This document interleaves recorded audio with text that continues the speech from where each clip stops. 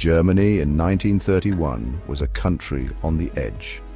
The Great War had left its mark, and whispers of a new, darker future were in the air. It was in this tumultuous year that young Gus, barely a man, made the difficult decision to leave his homeland and seek a new life across the ocean, in the land of opportunity, America.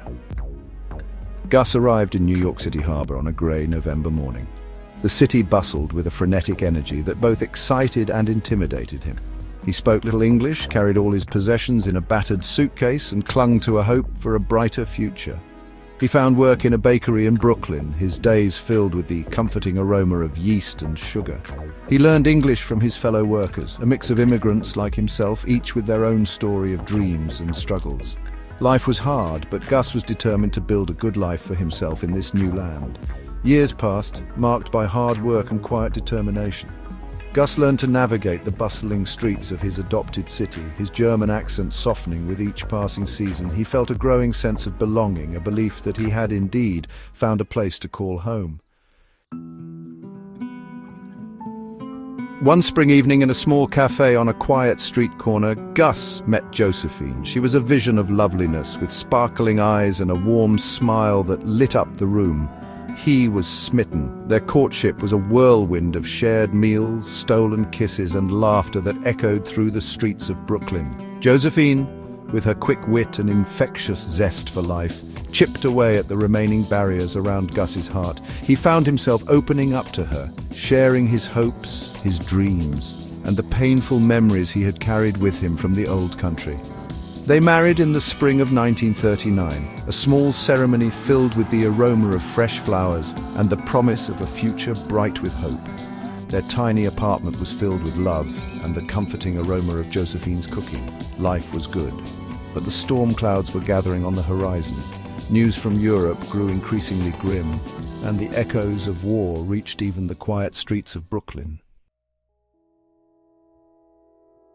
The news of the bombing of Pearl Harbor shook America to its core. Gus, like so many others, felt a surge of anger and a deep sense of foreboding. The world was at war again, and he knew he could not stand idly by. The decision to enlist was not an easy one.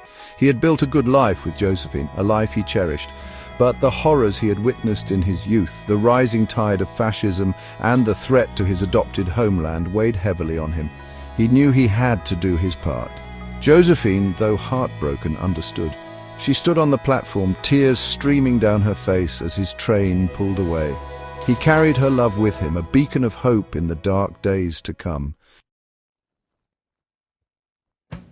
Gus's journey took him across the Atlantic back to the land of his birth, now a battleground in a war against tyranny. The irony was not lost on him. Here he was, a German immigrant fighting to liberate Europe from the grip of the very ideology that had driven him away.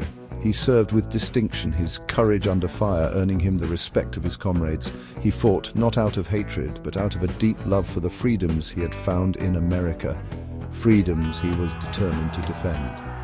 The war, as all wars do, exacted a heavy toll.